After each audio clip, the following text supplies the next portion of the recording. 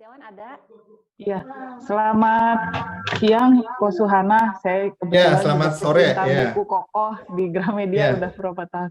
Nah, terima kasih atas kesempatan ini. Saya ingin bertanya nih, kalau karma itu memang kan itu dua hal berbeda.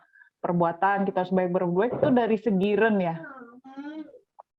Kalau kita ngomongin karma itu sebenarnya kalau kita mau paksakan ya untuk masukin itu adanya di bagian Tian, langit. Oh, di bagian Ken Soal ya. kepercayaan, soal agama, soal yang istilahnya karma itu semua adanya di bagian Tian. Nah, inilah yang tadi saya bilang.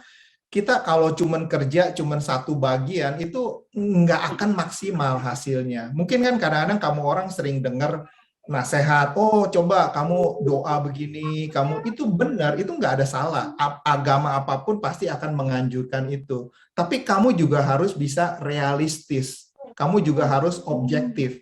Apakah itu bisa satu-satunya jalan keluar? Enggak. Itu hanya bagian dari hal yang kita bisa kerjakan. Tapi not the only solution. Ini yang harus kita semua sadar gitu. Oke.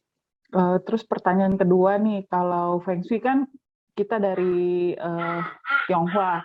Nah, relevansinya misalnya apakah ada perbedaan Feng Shui ketika diaplikasikan di Indonesia dengan di misalnya mungkin tempat Ko Suhana dulu pernah tinggal lama di Australia gitu.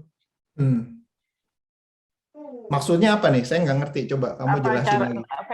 Ilmu Feng Shui akan berubah ketika udah beda tempat gitu, karena kan terpengaruh atau harus di mix gitu. Tunggu. Atau berlaku sama aja di mana aja? Secara di negara mana?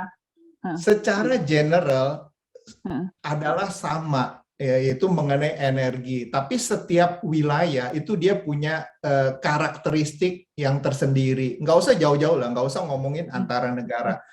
Orang yang tinggal di pesisir sama orang yang tinggal di pegunungan, karakternya beda loh. Yang pesisir lebih terbuka, lebih istilahnya kalau orang dari pegunungan bilang ini orang kasar. Nah, sebaliknya, orang pesisir, dia akan lihat orang pegunungan itu, wah ini terlalu banyak diplomatis, terlalu soft, terlalu kalem. Nah, itulah, nggak usah kita ngomongin beda negara, beda satu wilayah, cuman beda lokasi, yang satu di pinggir laut, yang satu di pegunungan, itu udah beda, gitu.